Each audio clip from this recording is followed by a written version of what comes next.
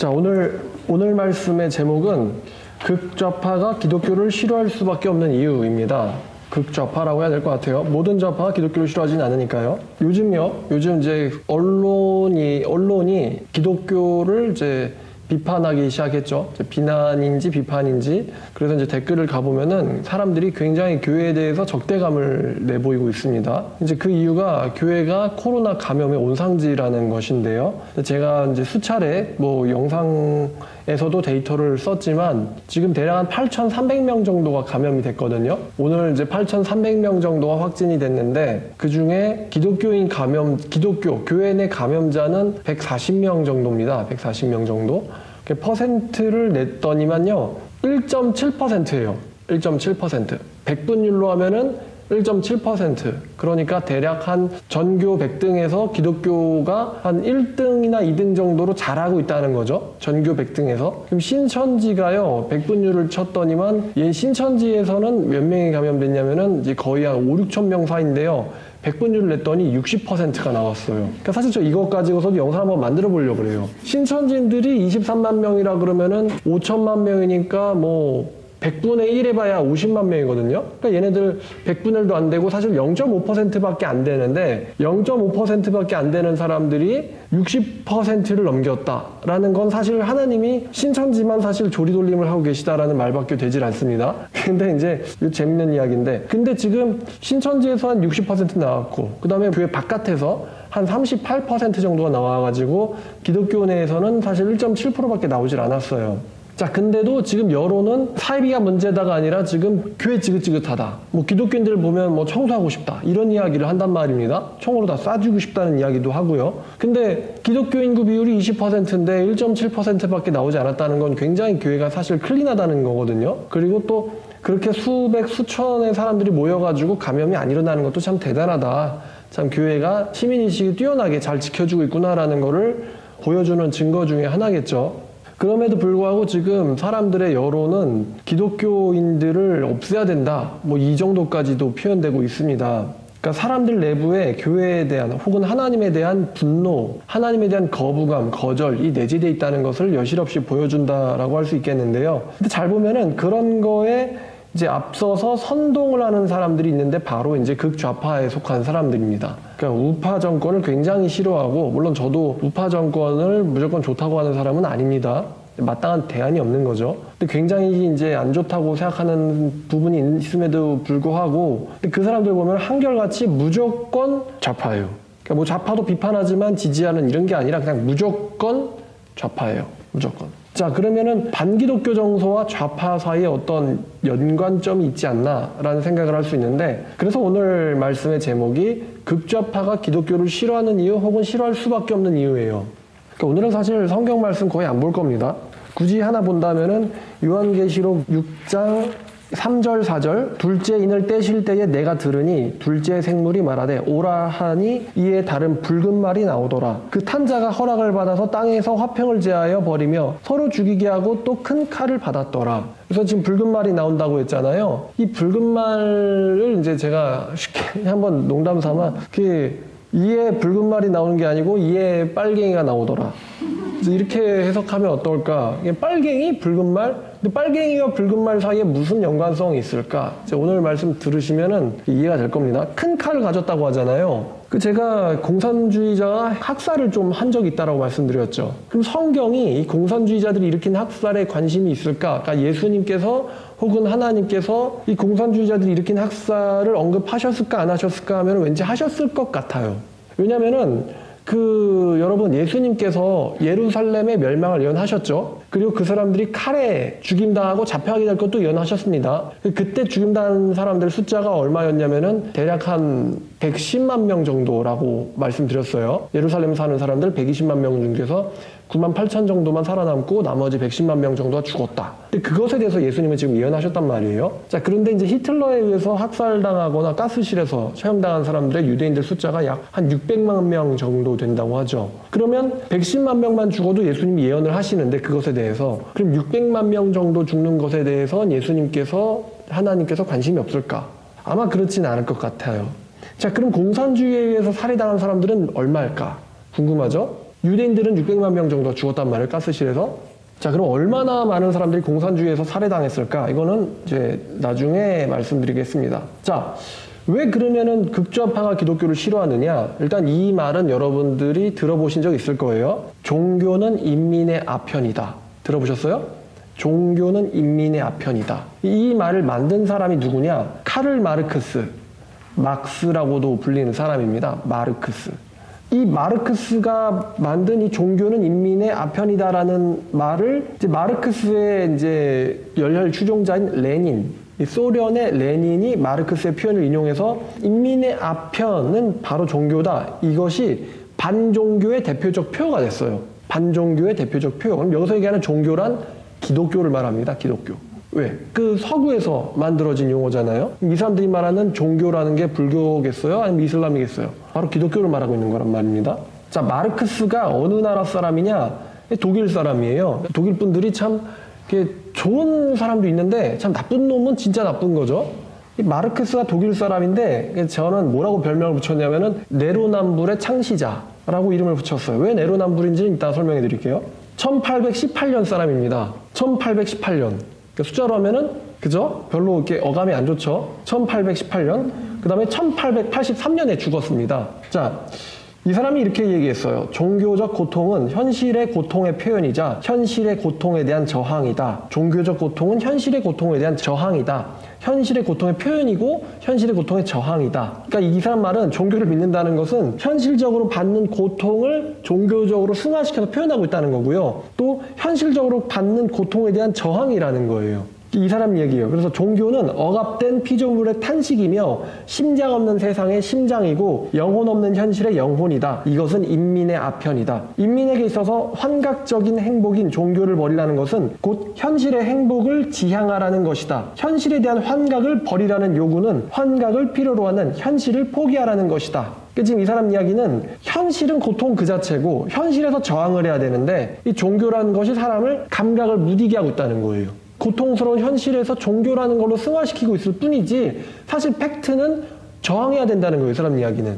그래서 환각을 필요로 하는 현실을 포기하라는 것이다. 말하자면 종교에 대한 비판은 곧 종교라는 후광을 업은 속세에 대한 맹아적 비판이다. 이런 말을 했어요. 그러니까 이 사람이 얘기하는 이 종교라는 게 뭐냐. 이 마르크스가 이 공산당 선언이라는 거를 1848년에 했는데 이 사람 주장은 이래요. 인간 사회는 계급 투쟁을 통해서 진보한다는 거예요. 인간 사회는 계급 투쟁을 통해서 진보한다. 이 사람 또 주장 이건데 자본주의는 내재적 결함에 의해서 자멸하고 사회주의라는 새로운 체제로 대체될 것이라고 주장했어요. 뭐 예측했다고 하는데 사실 자멸한 거는 자본주의가 아니고 사회주의이기 때문에 예측이라고 할 수는 없겠죠. 자본주의는 내재적 결함에 의해서 자멸하고 사회주의라는 새로운 체제로 대체될 것이다. 자, 그리고 마르크스주의라는 게 뭐냐? 이 노동자들이 계급의식을 가지고 정치 권력을 쟁취하고 훗날에는 계급이 존재하지 않는 자유로운 생산자들의 연합체로 구성된 공산주의 사회를 일으켜야 된다. 이게 바로 마르크스주의예요. 이 사람은 계급층을 둘로 나눴어요. 부르주아, 자본가 그룹과 프롤레타리아, 노동자 그룹. 그럼 자본가 그룹과 프롤레타리아 그룹, 노동자 그룹은 어떻게 나누느냐? 이 자본을 통치해서 자본을 가지고 노동자들을 통치할 수 있으면 얘네들은 부르주아고 거기서 통치를 당하는 사람들은 이 프롤레타리아, 노동자 계급이라는 거예요. 그래서 이 노동자들이 현실에 대한 고통에서 맞서 싸워서 투쟁을 해서 엎어서 전복시켜야 된다는 거예요, 사회를. 이게 마르크스주의자들의 생각이에요.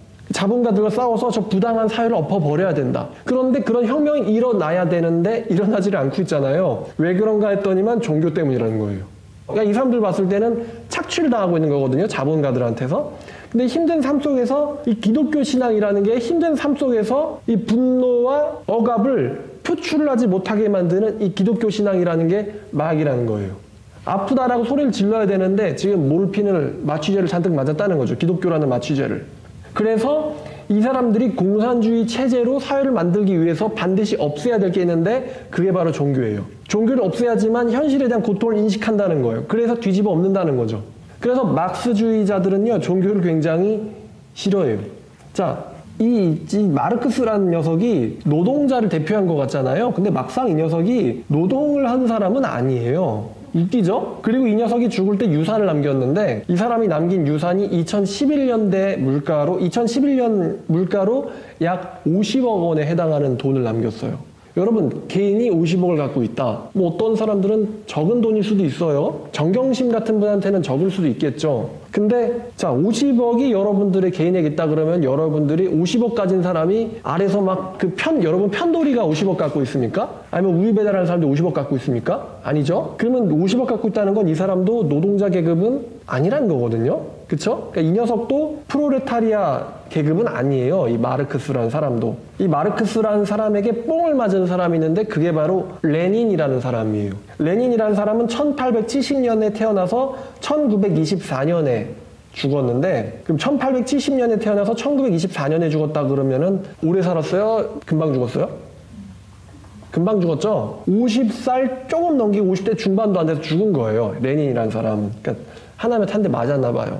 자, 이 레닌이라는 사람이 혁명을 일으켜가지고 러시아에서 차르 니콜라이 2세와 황족들을 처형시켰어요. 처형시키고 기독교를 탄압하고 선교를 중지하고 포교를 중지시키고 기독교 선교사를 추방하고 성직자들을 강제로 환속, 그러니까 성직을 그만두게 만들고 은행 금리를 동결시키고 부르주아 자본가들의 재산을 몰수하고 도로와 철도 등의 국가기관 산업을 국유화시켰어요. 이 레닌이라는 사람이 소련에서. 엄청나죠? 기독교 자체를 완전히 말살시킨 거예요. 그리고는 고혈압, 지병, 실어증 등의 온갖 질병에 시달리다가 54세에 죽었어요. 레닌이. 자, 레닌이 빨랑 죽어버리는 바람에 그 다음 레닌의 뒷자리를 이은 사람이 있는데 그게 바로 스탈린이에요. 스탈린. 원래 풀네임은 이오시프 비사리오노비치 스탈린이에요. 이오시프 비사리오노비치 스탈린. 1878년에 태어나서 1953년, 아이러니하게도 그 6.25 전쟁이 끝나는 해에 죽었어요. 근데 이 사람 특징이 원래 이 사람의 꿈은 성직자였어요. 스탈린의 엄마가 굉장히 독실한 기독교 신앙인이었어요. 그리고 자기 아들이 성직자가 되기를 원했어요. 그래서 처음에는 성직자가 되려고 했는데 마르크스의 공산주의에 심취돼가지고 기독교 신앙을 버리고는 공산주의자가 됩니다. 이 세 명은 셋 다 무신론자예요. 마르크스, 그 다음에 요 레닌, 스탈린 얘네들. 그러니까 얘네들은 물질이라는 게 하나님의 말씀이라거나 아니면 보이지 않는 초인적인 절대자에서 나왔다고 생각하지 않고 얘네들은 물질이라는 건 물질에서 세상이 나왔다. 그래서 얘네들이 이제 유물론을 주장하거든요. 물질이 세상의 근본이다. 유물론을 주장했는데 이 이오시프 비사리오노비치 스탈린 이 녀석이요 레닌을 엄청 추종했던 사람이에요. 그리고 레닌을 쫓아서 엄청 공산주의 혁명에만 몰두하다가 그러니까 굉장히 이제 전투적인 사람이거든요. 이 사람이 재밌게도 결혼을 해요. 그 첫째 부인이 이름이 에카테리네 스바니제예요. 에카테리네 스바니제라는 사람을 만나서 굉장히 부드러운 성격을 보여줍니다. 그 여자한테만큼은 굉장히 부드러운 막 시를 쓰고 그랬대요. 그래서 스탈린을 알던 친구들이 얘가 걔냐라고 깜짝 놀랄 정도였대요. 이런 면이 있었다는 거. 근데 첫째 부인인 이 스바니제가요 병으로 결혼한 지 16개월 만에 죽었어요. 그래서 어느 정도로 이 사람이 슬퍼했냐면은 오열하다가 실신할 정도로 스탈린이 슬퍼했다고 해요. 그리고 나서 정신을 차리고는 한 말인데 나는 이제 인간성을 버렸다. 이게 스탈린이 한 말이에요. 그러니까 여러분 원래 기독교인이었던 사람이 한번 돌아버리면은 완전히 정말 냉혹하게 변하는 거예요. 자, 그래서 스탈린이 기독교인이었지만 공산주의자가 되고 나서 기독교를 버리고 첫 번째 부인을 잃고 나서 나는 이제 인간성을 버렸다라고 스스로가 말했는데 자, 이 사람들이요 2년 동안 숙청한 사람들이 200만 명이었어요. 1937년부터 38년까지. 되게 웃긴 정보가 있는데 1947년 소비에트에서 선거를 했어요. 소련에 선거를 했는데 스탈린이 몇 퍼센트의 득표로 당선이 됐냐면 140%의 득표율로 당선됐어요. 이게 뭐예요 이게? 100명이 뽑았는데 표가 몇 개 나왔어요? 140표가 나왔다는 거예요. 자, 그리고 또 재밌는 역사가 이 사람은 있는데 우리나라랑도 관련이 있어요. 김일성이가 남침 좀 하게 해달라고 애걸복걸했던 사람이 바로 이 스탈린이에요. 소련의 스탈린한테 제발 좀 남친 허락해주세요. 남침 허락해주세요. 남침 허락해주세요. 몇 번 부탁했냐면은 48번을 부탁했어요. 이 정도면 저라면 차단할 것 같거든요. 그죠? 이런 녀석은 차단하라고 구글에서 나에게 차단 기능을 준 거지. 차단할 법한데 결국 48번이나 남침을 요청했고 결국 스탈린이 허락을 합니다. 그래서 스탈린의 허락을 받고 일어난 것이 1950년에 6.25 한국전쟁이에요.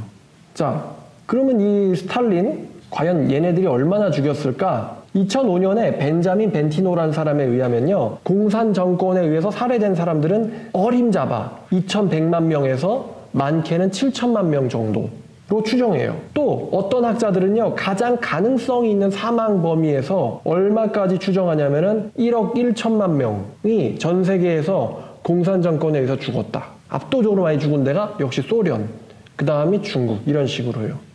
1억 1천만 명. 제가 보니까 이 스탈린 이런 애들은요, 자기 편이 아니라고 죽이는 건 아니에요. 그 아까 레닌이란 사람이 54세에 온갖 병에 걸려가 죽었잖아요. 근데 레닌이 암살당할 뻔해가지고 총을 몇 발 맞는데, 레닌을 암살하려고 했던 사람 중에 하나가 바로 공산당원이었어요. 저 사람은 진정한 공산주의를 저버린 배신자다. 그래서 공산주의자에 의해서 암살당할 뻔한 사람이 바로 이 레닌이었어요.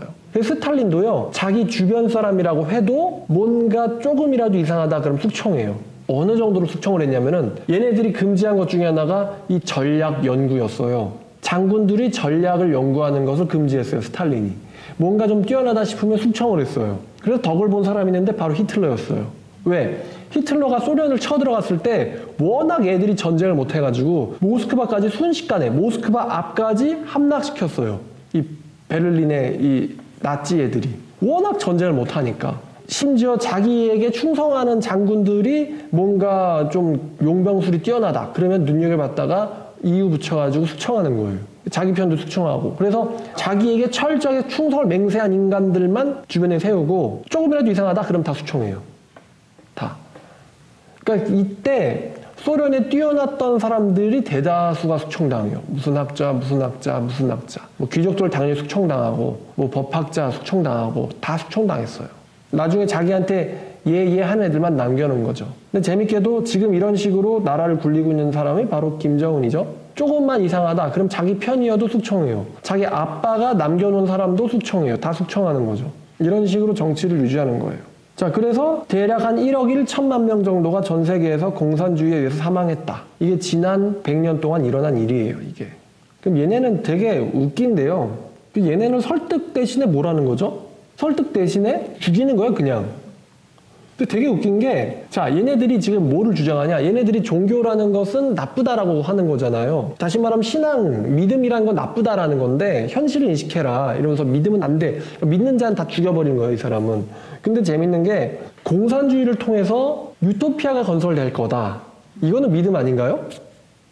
공산주의에서 유토피아 건설될 거다. 이거를 안 믿으면 죽이는 거예요.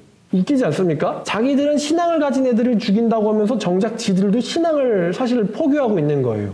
공산주의에서 유토피아가 안 생긴다고? 죽어! 이거예요. 혹시 여러분 그 인천 상륙작전이라고 얼마 전에 한 작년쯤인가 재작년쯤인가 개봉한 영화 보셨어요? 그럼 거기서 그 북한 장군이 그러죠? 안 믿으면 그냥 무조건 총질을 하잖아요. 아군끼리라도. 그죠? 심지어 자기 아빠라고 해도 죽여야 돼요. 공산주의를 지지하지 않아? 그럼 죽여버리는 거예요. 이게 얘네들 방식이에요. 그런데 그럼 이 얘네들이 만들려고 했던 유토피아가 같냐? 재밌게도 여러분들이 태어날 때쯤인 혹은 여러분들이 태어난 직후인 이 1991년 12월 25일 재밌죠? 12월 25일 날 소련이 붕괴됐습니다. 소련의 마지막 이 지도자가 고르바초프인데요. 고르바초프가 크렘린 궁을 떠난 후에 소련의 국기가 내려가고 몇 시간 뒤에 러시아의 3세기가 개항됐어요. 결국 붕괴하고 말았어요. 이 유토피아가 될 수 없다는 거죠. 그러니까 제 생각에 이 마르크스라는 사람을 보니까요. 일단 얘네들이 첫 번째 인간은 악하단 말이에요. 그러니까 우리가 모두가 다 같이 네가 일을 뭐 10명의 인간만큼 뭐 잘하든 1명의 인간분만 하든 뭐 아니면 1인분도 못해서 0.1인분밖에 못하든 우리가 모두가 다 같이 평등하게 소유하자. 그럼 사람들이 해야 하네요. 그죠? 여러분 조별과제 할 때 그거 느끼지 않습니까? 조별과제 할 때? 그죠? 교수님이 좀 엉성해가지고 그냥 점수를 개인별로 주질 않고 그냥 조별로 줘버린단 말이에요. 그러면은 내가 열심히 하나 아무것도 안 하나 내가 열심히 해서 A 맞아도 쟤도 A 맞고 그죠? 내가 아무것도 안 해도 제가 열심히 해가지고 내가 A 맞고 그러면 애들이 조별과제 합니까? 안 하죠? 마찬가지예요. 공산주의 돌아가요 안 돌아가요? 안 돌아가는 거예요. 막 열심히 내가 이걸 해가지고 이렇게 해야지 이게 없는 거예요. 그러니까 그러니까 얘네들이 첫 번째로 망각한 게 인간은 죄인이다. 인간은 죄인이다. 인간은 악하고 게으르다라는 첫 번째 인간의 본성을 잊은 거죠. 유토피아 안 돼요, 이 세상에서는. 자, 두 번째, 이 마르크스 얘네들이 착하냐? 아니란 말입니다. 얘네들이 정치를 유지하는 게 뭐냐면은 전부 학살이에요. 학살로 자기 위치를 무슨 투표를 하는데 140%가 나와요. 그죠? 그렇다는 건 얘네들이 자기 정치의 그 계급을 유지하기 위해서는 불법과 불의도 서슴지 않는다는 거거든요. 그럼 정작 이 유토피아를 만들겠다라는 이 만들어야 된다라 주장하는 놈들은 나쁜 놈들이에요. 나쁜 놈들이 머리인데 유토피아가 나와요? 그죠? 지금 요즘 막 신천지가 먼지 나듯 이렇게 되고 있는데 여러분 신천지가 유토피아가 됩니까? 절대 못 됩니다. 절대 못 돼요. 왜냐면은 위에 있는 사람들이 거짓말쟁이거든요. 절대 유토피아가 될 수 없습니다. 공산주의도 마찬가지예요. 그러니까 공산주의도 뭐냐? 이게 바로 사입이란 말입니다. 기독교발 사입이에요. 여러분 우리가 모두가 다 같이 소유하고도 다 같이 공동 소유하고도요 행복했던 때가 인류 역사에 딱 한 번 있었죠. 사도행전에서 있었어요. 초대교회 때. 그게 가능했던 이유는 정말 내 재산을 남에게 주고서도 아깝지 않다. 그런 생각이 들 정도로 이웃을 사랑했기 때문에 초대교회 때 공산주의가 딱 한 번 가능했어요. 근데 거기서마저도 만약에 나쁜 놈들이 생기면은 그게 유지가 안 되겠죠? 모두가 다 같이 공동소유를 하겠다는데 그 중에 나쁜 놈 하나 들어와 봐요. 그럼 다 내 거네? 그러면 안 된단 말이에요. 그래서 초대교회에서 정말 이웃사랑 때문에 내 보물 같은 재산조차도 헌납할 수 있다. 이런 신앙과 이웃사랑으로 꽉 찼을 때에 이 공산주의가 가능하거든요. 근데 이렇게 될 일은 아마도 예수님 재림 전까지는 오지 않을 거란 말이에요. 그리고 이 사람들이 그렇게 이웃을 돈을 벌어가면서도 사랑할 수 있었던 그 근본적인 그 원동력 안에는 누가 계셨냐면은 성령님이 계셨단 말이에요. 제가 얼마 전에 성화론을 가르치면서 이 무신론자 녀석들이 성화론이라는 거, 성화라는 걸 알까요? sanctification. 사람이 타락했던 인간이 거룩하게 변화되는 과정. 이 원리에 대해서 알까요? 이 무신론자들이 성화라는 개념을 알까요? 인간 다 같이 그냥 이기적인 거지 성화라는 개념을 무신론자들이 이해할 수가 없단 말이에요. 마치 갓난애기에게 바깥에 있는 뭐 롯데월드의 그 롤러코스터가 어떤 느낌인지 갓난애기가 어떻게 알아요? 태아 애들이 어떻게 알아요? 나오지도 않았는데. 그죠? 그래서 이 사람이 거룩하게 성화되었을 때에 그런 이웃사랑, 정말 불 속에도 끼어들 수 있는 이웃사랑을 보여주는 건데 이런 게 공산주의자들이 이미 종교 자체를 버렸잖아요. 불가능하죠. 그리고 본인 자신은 기득권 유지하려고 이웃을 죽여버리는데 무슨 얘네가 유토피아를 건설합니까? 불가능한 거죠. 그리고 또 하나, 이것들이요 진짜 아까 지적했지만 종교는 민민의 아편이라면서 정작 공산주의가 유토피아를 만들 것이라는 것을 믿어야 된단 말이에요. 그죠? 공산주의가 사회 문제를 해결할 것이라는 것을 믿어야 되고 이걸 안 믿으면 죽여버려. 이게 얘네식 포교 스타일이에요. 그리고 또 웃긴 게 이 제가 언급한 마르크스, 레닌, 스탈린 요 놈들은요 공산주의 사회에서 절대로 얘네들은 노동자 계급이 아니라는 거예요. 얘네들은 일해본 적도 없어요. 노동이 뭔지도 몰라요. 스탈린인가? 딱 한 번 아르바이트 해봤대요. 그러니까 얘네들 무슨 노동자를 대변해요? 그래서 독일의 정치학자인 로베르트 미헬스라는 사람이 이렇게 비판합니다. 사회주의자는 성공할지 몰라도 사회주의는 결코 성공하지 못한다. 맞는 말이죠? 사회주의가 성공한 적이 없거든요. 그리고 이 사람들이 뭘 알고 있냐? 신앙이라는 것이 힘든 현실을 극복할 수 있는 힘을 준다는 걸 이 사람들은 알고 있어요. 신앙이라는 것이 힘든 현실을 극복할 수 있는 힘이 있다는 것을 알고 있어요. 자, 그럼 이제 한국으로 가보죠. 한국에도 노조가 있죠. 그 노조들이 투쟁을 해서 이 부르주아, 이 자본가들로부터 어떤 착취나 억압으로부터 정당한 권리를 보장받는, 그래서 노조가 있는 거구나. 자본가들이 억지로 그냥 쥐고는 하지 못하게. 근데 한국의 노조가 정말 이 억압과 착취를 당하는 대상이냐? 여러분, 한국에 무슨 노조가 있죠? 귀족 노조가 있죠? 요즘은 이제 그랜저 노조를 넘어서 에쿠스 노조가 있다는 말이 나올 정도로 노조긴 노조인데 뭔 차를 타냐? 이제 그랜저도 아니에요. 일반적인 소나타는 이미 넘었고 그랜저나 아니면 에쿠스를 탄단 말이죠. 노조가. 이거 누가 타는 겁니까? 사장님들이 타는 거거든요. 그러니까 얘네들은 이미 벌써 자기들이 억압받는 자들이 아니고 억압을 하는 자들에 가깝죠. 이 사람들은 말로는 투쟁하면서 공산주의를 꿈꾼다고는 하지만 누구보다도 부축적에 앞장서는 사람들이에요. 조국 씨도요, 그 국가보안법 위반으로 걸린 적이 있잖아요. 처벌도 받은 적이 있고. 그럼 그분의 이제 아내가 정경심 씨인데 이 사람들은 이제 대표적인 좌파라고 할 수 있겠죠. 근데 이 사람들 뭐라 그러냐? 강남에 빌딩 갖는 게 자기 꿈이래요. 강남에서 빌딩을 갖는 것이 자기 꿈이다. 여러분 강남에 빌딩 얼마예요? 12, 10억이면 사나요? 아니거든요. 50억 그냥 넘고 100억은 될 거예요. 근데 여러분 50억, 100억 가지고 나는 이제 일은 안 하고 뭘 받겠다는 거예요? 월세 받겠다 이거죠. 이게 무슨 노동자 계급입니까? 그죠?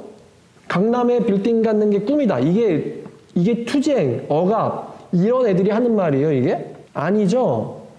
그러니까 이 마르크스부터 그랬지만 얘네들이 이 마르크스가 제가 아까 얘기했어요.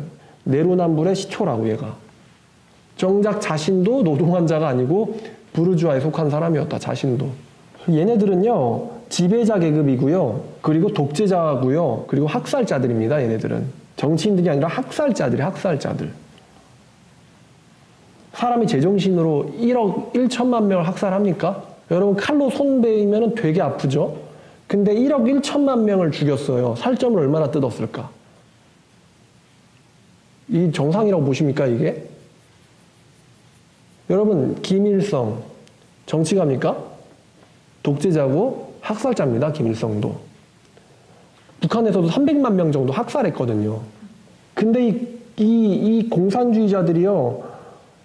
공산주의가 자리 잡는데 가장 방해가 되는 조직이 있습니다. 뭐냐? 우파 정당일까? 여러분 얘네들이 뭘 잘해요? 선동 잘해. 선동. 이 레닌 이런 애들도 뭐냐면 이거 잘해. 이거 선동 잘하거든요. 억압당했으니까 해야 된다 그러면 막 이게 이런다는 거예요. 선동을 잘해. 그럼 선동 좀 하면은 몰표할 수 있거든. 140%로도 당선되는데. 그죠?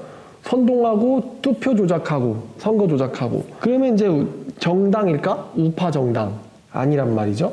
시민단체? 근데 선동하면은 뭐가 많아지냐? 쪽수가 많아지거든요. 쪽수가 많아지면은 그냥 가서 우르르해서 그냥 개떼처럼 죽창 들자 뭐 이러면 되잖아요. 시민단체? 아니에요. 얘네가 바로 제일 싫어하는 조직이 교회입니다. 교회. 왜 교회냐? 이 교회는 투표로도 조종당하지 못하고 그렇다고 어거지로 몰려와서 때를 쓴다고 해서 되는 애들도 아니에요. 그렇다고 뭐 세금 매긴다 해서 쪼는 애들도 아니에요. 교회 애들은. 교회는요. 이 지식인층이거든요. 뭐 한국교회 같은 경우 수준이 뭐 그렇게 그러니까 다 낮다고 볼 수는 없지만 또 다 높다고 볼 수도 없습니다. 교회가. 그러니까 이제 병 고친다고 소금물도 뿌렸겠죠. 근데 일반적으로 그래도 교회라는 이 곳은 말입니다. 이 지식인층이란 말이에요. 적어도 목회자들이요. 어느 정도 이 교양을 갖고 있단 말이에요. 지식적인 교양을. 또 자기들끼리 또 커뮤니케이션이 있어가지고 이 목회자들이 사람들을 원래 교회가 그렇지만 여러분 원래 시나고그가 회당이잖아요. 회당은 종교적인 기능만 갖는 게 아니라 이 교육의 기능도 갖고 있거든요. 그래서 옛날에는 유대인들이 학교 안 보내고는 자기들 직접 교육했단 말이에요. 그러니까 교회가 무슨 기능이냐면 교육적 기능이 있어요. 교회가. 그러니까 교육적 기능을 갖고 있는 교회가 이 지식인층을 교인들을 데리고 있기 때문에 선동이 안 먹히는 거예요. 이게. 그러니까 선동하면 이걸 터는데 목회자들도 말 잘하거든요. 그러니까 내가 선동하는 애들은 대충 적당히 바보 같은 놈들이거든요. 나는 가질 거 다 가지고서도 해야 된다 그럼 다들 날 따라와줘요. 그러니까 이제 머리가 깨져도 지지해준다 이런 말이 있는 거죠. 근데 교회 다니는 애들은 선동이 안 돼요.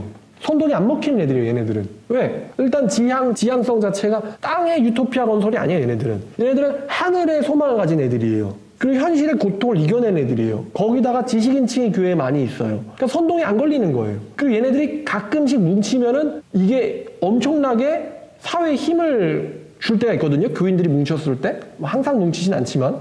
그래서 이 교회라는 게 사회를 먹어치우는데 공산화시키는데 제일 방해가 되는 거예요. 그래서 마르크스나 레닌이나 스탈린이나 김일성이나 지들이 정치 권력 잡고 나서 가장 먼저 하는 게 이 종교인들 학살하는 거예요. 종교인들 수청하는 거. 그 다음에 정치인들을 수청하고, 그 다음에 군인들 수청하고, 그 다음에 지식인들 수청하고, 자기 말 안 따르는 녀석이라면은 똑똑하든 유능하든 자기 옆에 있든 다 수청해버리고. 근데 첫 번째 타겟은 바로 교회란 말이에요.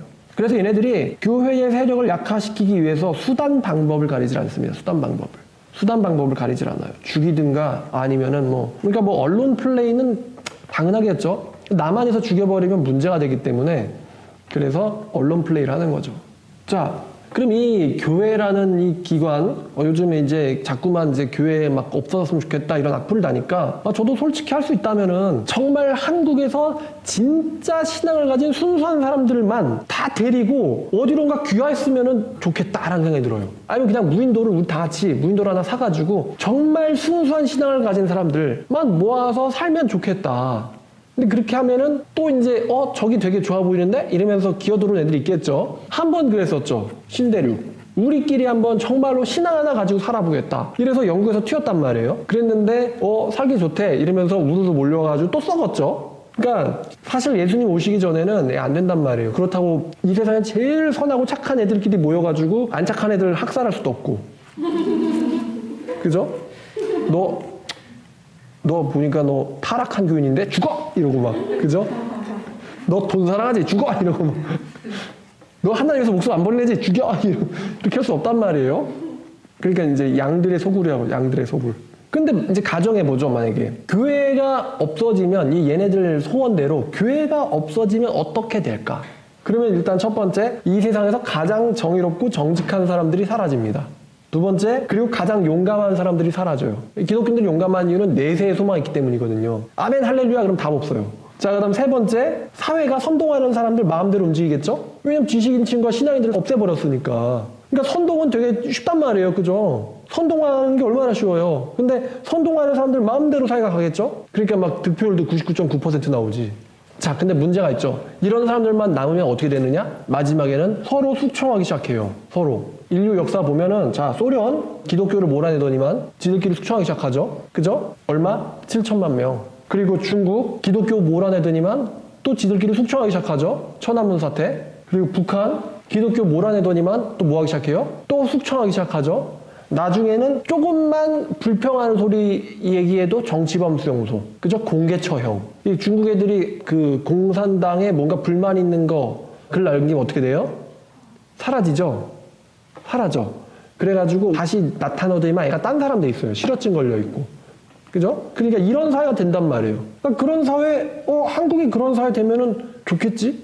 기독교 싫어하는 사람들한테는. 그런 사회에서 살아봐. 기독교인들 살아줄 테니까. 그죠? 우리 니네들이 가기를 원하는 그 천국 가줄 테니까 한번 그런 사회 만들어서 유토피아 해봐. 지들끼리 학살하고 말이야. 그래가지고 1억 1천만 명을 학살시키고 지금 존속하는 게 공산주의란 말입니다, 이게. 그러니까 숙청당하는 사회가 됐으면 좋겠다. 그럼 기독교 밀어내요. 이 인류 역사상 반복되는 거니까 소련, 중국, 북한. 근데 그거를 얘네도 아니까 북한 가라면 안 가. 그죠? 북한으로 귀화해라. 그러면 안 간단 말이에요. 월북해. 안 가. 싫어. 그러니까 웃기잖아요, 이게. 자, 근데 이제 이 빨갱이. 근데 빨갱이인데 여기서 보니까 빨갱이가 특징이 뭐냐? 바로 숙청과 학살이에요. 1억 1천만 명. 하나님이 110만 명 죽는데도 예언을 하시는데 유대인들 600만 명 죽는 것에 대해서도 분명 알고 계실 텐데 1억 1천만 명이 학살당했다. 100년 동안. 그럼 그게 성경에 예언되어 있지 않을까? 그래서 말인데 이 빨갱이가 빨간 말 아닌가 하는 생각이 들어요. 빨갱이가 빨간 말. 뭘 들었다? 큰 칼을 들었다. 화평을 제하며 서로 죽이게 한대잖아요. 4절에. 화평을 제하며 서로 죽이게 한다. 그러니까 이게 기독교인이 기독교인 죽이는 것도 아니고 아니면 또 공산주의자가 기독교인 죽이는 것도 아니고 지들끼리 죽인다는 거예요. 빨갱이끼리 서로 죽이는 거죠. 그래서 빨갱이, 빨간 말 아닌가 싶어요. 여러분 극좌파가 기독교 싫어하는 이유 아시겠죠? 그래서 이제 북한 사람들도 남한을 먹어치우려면 가장 먼저 무너뜨려야 되는 게 바로 교회라는 걸 북한 사람들도 잘 알고 있어요. 그래서 교회에 대해서 엄청나게 언론 플레이를 합니다. 그러면 이제 알지 못하는 사람들이 거기에 또 선동당해가지고 교회를 막 비판해요. 솔직히 뭐 예수 믿는 사람 이기적이다. 솔직히 말할게요. 그러면은 너는 안 이기적이야? 아니 그러면 너는 이기적이어도 되고 기독교인이 이기적인 모습 보여주면 그건 안 된다 이거야? 솔직히 말할까요? 기독교 믿는다고 해서 한 번에 사람이 이러다가 갑자기 할렐루야 이렇게 바뀌진 않아요 사람이. 그죠? 그거는 완전히 수술이란 말이에요. 그냥 뇌를 뺀 다음에 그 무슨 로보캅처럼 뇌에다 무슨 칩을 심어준 다음 수술하는 거거든요. 그러면 사람이 한 번에 바뀌겠지. 근데 기독교라는 것은 한 번에 불량아가 성인이 되는 게 아니고 이 불량했던 사람이 예수를 믿기 시작하면서 불량했던 자기 자신과 투쟁하기 시작한단 말이에요. 투쟁을 남이랑 하는 게 아니고 자기 자신이랑 한다고. 불량했던 자기 자신의 죄악과 투쟁하기 시작한단 말이에요. 이게 기독교란 말이에요, 이게. 좀 적나라하게 표현하면은 그 불신자들이 자위하면은 양심의 가책 느낍니까? 안 느끼죠? 기독교인들은 양심의 가책 느껴요. 불신자들이 거짓말하면 양심의 가책 느낍니까? 근데 기독교인들은 양심의 가책을 느껴요. 불신자들이 남몰래 나쁜 짓 하면 양심의 가책 느낍니까? 안 느낍니다. 근데 기독교인들은 그걸 느낀단 말이에요. 그러니까 양심의 가책, 다시 말하면 하나님께서 원하시지 않는 일에 대해서 자기 인생을 걸고는 저항하는 애들, 투쟁하는 애들이 얘네가 기독교인들이에요. 그런데 투쟁하다가 내면에서는 투쟁하다가 겉으로는 이게 내가 거의 이길 뻔했는데 졌어요. 결과적으로는 거짓말을 하게 됐습니다. 그러면은 그 안 믿는 애들은 그것만 가지고서는 얘네들은 거짓말쟁이들이야, 똑같아, 이렇게 나온단 말이에요. 근데 니네랑 다르다니까? 니네들은 거짓말해도 양심의 가책을 주는 분이 없잖아. 먹고 살자면 다 사기치는 거지, 안 그래요? 근데 기독교인들이기 때문에 하나님이 무서워가지고 양심의 가책을 느낀단 말이에요. 이렇게 투쟁하면서 죄를 질 때가 있단 말이지. 물론 많이 짓죠. 하지만 모든 그 죄 가운데 얘네들은 투쟁을 한단 말이에요. 투쟁을 전혀 안 한다 그러면 얘는 예수가 없는 사람이지, 그냥. 그러면서 점점 선하게 변화되는 사람들이 바로 기독교인이랍니다. 그래서 이제 손양원이니 주기철이니 이런 분들이 나온단 말이에요. 이 사람들 처음부터 그랬겠어요? 처음부터? 막 문둥병자 돌봐주고 처음부터 그랬겠냐고요. 뭘 위해서? 안 그랬단 말이죠. 근데 기독교인들이 자기 자신이랑 투쟁하다 뭐 하나 잘못하면 똑같네, 이렇게 나오면은 웃기는 일 아닙니까? 아니, 솔직히 기독교인들이 선하게 사는 게 이게 자기들이 하나님을 잘 보이기 위해서지, 이게 무슨 불신자들한테 무슨 뭐 비쳤어요, 이 사람들이? 그쵸? 근데 똑같다, 이기적이다. 아니, 쥐들은 사기를 치잖아, 그죠? 참 황당하네. 그러니까 자기가 이기적인 거는 언급하지 않고 기독교인들이 딱 한 번 뭐 잘못하면 그거 가지고 막 물고 뜬단 말이에요. 이게 얘네들이죠, 얘네들. 우리는 너네 때문에 선하게 사는 게 아니라 하나님 때문에 선하게 살려는 거야. 좀 알고 얘기하지. 세금 말이지. 불신자들 맨날 그 장사할 때 보면은 현찰 준다면 좋아하잖아요. 세금 안 내니까. 그래놓고 교회에다 세금 내라. 교회가 영리기관이냐? 교회가 아니지만 비영리단체가 있잖아요. 비영리단체도 세금 걷나? 아니거든요. 하여튼. 그래서 이 사람들의 이 판단하는 기준이 굉장히 선동당하기 쉽단 말입니다. 이제 사회인들은요, 교인들이 선하게 살면은 그건 칭찬받을 일이고, 설령 악하게 나온다 할지라도 그게 불법이 아니라면은 그건 인간 본연의 모습이에요. 그러니까 그걸 가지고 뭐 교회가 뭐 예수 믿는 사람이 이렇게 얘기하는 건요, 너부터 예수 믿어봐. 네가 한번 그 거짓말하고 이기적으로 살기 위해서, 한번 이기적인 행동하기 위해서 얼마나 많은 정말 마음속에 투쟁이 있는지 그걸 겪어보고는 얘기하잔 말이지.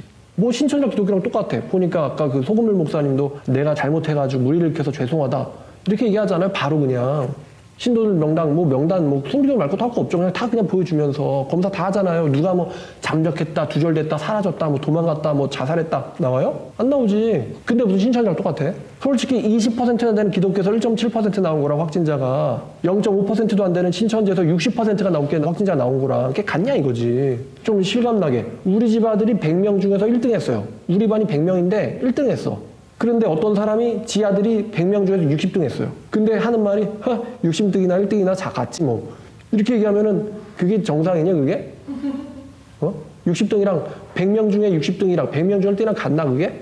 하위 60%랑 상위 1%랑 같냐고. 다르단 말이에요. 근데 똑같대. 그러니까 이 판단 기준이 완전히 맛이 간 거죠. 솔직히 말하면. 맛이 갔죠. 이거 어떤 무신론자 보면요, 제가 궁금한 게 있는데, 그 우주가 여러분 다양한 우주 상수를 갖고 있잖아요. 근데 이 우주 상수 중에서 뭐 예를 들어 중력이라든지 인력이라든지 핵력이라든지 이런 것들이 피조물이 존재할 수 있는 범위 안에서 고정되는 확률이 엄청나게 낮아요. 0.000000001% 이 정도예요. 그 조화로운 이 지구라는 게 존재하기 위해서. 그런데 이것이 그러면은 우연히 0.000 이게 아니라 정말 누군가에서 창조됐다, 디자인됐다, 설계됐다. 그럼 그 확률은 우연이 아니면 반대는 창조겠죠? 우연이 아니면 창조겠죠? 그럼 창조가 됐었다라고 보는 게 맞다라고 보는 확률은 99.9999999999999%예요. 그럼 여러분 한번 또 이렇게 생각해 볼까요? 여러분이 어떤 교통수단 둘 중에 하나를 선택을 해야 되는데, 자, A사가 만든 비행기를 타면은 하늘에서 추락할 확률이 99.9999999%예요. 그 다음에 B사가 만든 비행기를 타면은 추락할 확률이 0.000000000%예요. 0.1%예요. 자, 그럼 상식적으로 여러분 A사 거 탈 거예요? B사 거 탈 거예요? B사 거. B를 골라야죠. 근데 기독교의 문제로 들어가면 또 그렇지 않아요. 세상이 창조됐을 확률 99.999% 안 골라요. 세상이 저절로 생겼을 확률 0.00001%. 그걸 고른다는 거죠. 그래 놓고는 기독교인들은 뇌가 없다. 이런 말을 얘네들이 한다는 거예요. 뇌가 없다. 과학기술 발전했잖아요. 좀 진화시켜서 지렁이 한 마리 좀 가지고 인간 좀 만들어 보든가. 아니, 원숭이 좀 뒤지고 해가지고 주민등록을 시켜주든가. 해요, 못해요? 못하죠. 그래서 어떤 그 렌스키라는 사람이 30년 동안 세균을 길렀단 말이에요. 30년 동안 세균을 길러놓고는 진화가 됐냐? 안 됐어요. 진화됐다라는 데이터 하나, 논문 하나 썼는데 바로 또 진화 생물학자에 의해서 비판당했어요. 유전 정보가 증가한 게 아니다. 감소했거나 아니면 안 쓰고 있던 걸 썼을 뿐이지. 그래놓고서도 진화가 맞다 이러는 거예요, 얘네들이. 그래서 이 기독교를 싫어하는 사람들의 생각을 알면 알수록 이성적이질 못합니다. 여러분들이 이 기독교를 싫어하는 사람들의 생각을 좀 이해해 볼 필요는 있어요. 왜 이런 생각을 갖는가? 너 기독교 왜 싫어? 어떤 친구가 그래요. 솔직히 그냥 솔직히 제가 역 없이 얘기할게요. 어떤 애가 저한테 그랬어요. 예수는 개새끼래요. 그래. 그 얘기 들으면 제가 화낼 줄 알았나 봐요. 그래? 예수 개새끼야? 그래. 야, 나 하나 물어보자. 야, 예수가 네 통수 쳤냐? 아니. 그럼 너 예수님 때문에 뭐 피해받았냐? 아니. 그럼 예수님은 너한테 아무런 위해를 가한 적 없는데 너 왜 예수님한테 개새끼라 그래? 그거 올바른 거냐? 그랬더니 갑자기 말문이 탁 막히더라고요. 말문이 탁 막혀. 한참 가만히 있다가 야, 몰라. 그래도 예수는 개새끼야. 이러더라고요. 그러니까 얘네들의 사고가 이렇다는 거예요. 왜 예수를 싫어하냐? 이유가 없어요, 이유가. 마리아 콜걸 뭐 이런 말 하잖아요. 그게 뭐? 왜 마리아가 너한테 그런 욕을 들어야 되며 예수님이 그런 욕을 들어야 되지? 이유는? 없지.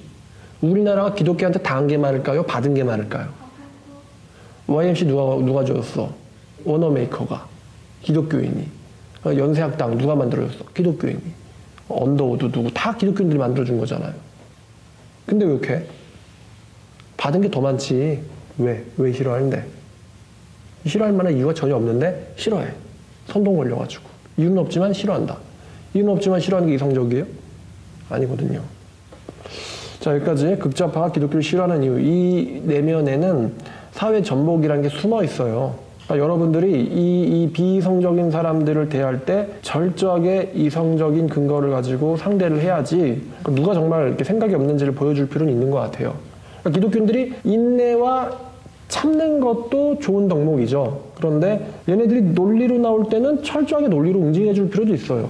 그래서 그 말씀 중에서 이 디도서 1장 10절부터 13절까지 보면요. 자, 불순종하고 헛된 말하는 자들 중에, 그러니까 헛된 말하며 속이는 자가 많고 그 중에 할례파가 많으니 그들의 입을 막아라. 할례파 애들 중에서 헛소리하는 애들이 많대요, 바울 말이. 그래서 바울이 뭐라 그러냐면 그들의 입을 막아라. 이 막으라는 게 이렇게 입을 그냥 쑤셔 막으라는 게 아니고 이런 자들이 더러운 이득을 취하려고 마땅하지 아니한 것을 가르쳐 가정들을 온통 무너뜨리는도다. 그레데인 중에 어떤 선지자 말하되 그레데인들은 항상 거짓말쟁이며 악한 짐승이며 배만 위하는 게으름뱅이라 하니 이 증언이 참되도다. 그러므로 내가 그들을 엄히 꾸짖으라. 이는 그들로 하여금 믿음을 온전하게 하기 위함이라. 이런 말을 하거든요. 그러니까 꾸짖으라. 타당치 않은 것은 꾸짖어서 그들이 말을 못하게 해라. 이게 바로 그들의 입을 막으란 말이에요. 그러니까 기독교인들이 참음도 덕목이지만 부당한 공격을 당할 때는 거기에 대해서 논리적인 대응을 하는 것도 필요하다고 저는 생각해요. 가만히 있으면 얘네들 바본 줄 알잖아요. 그죠?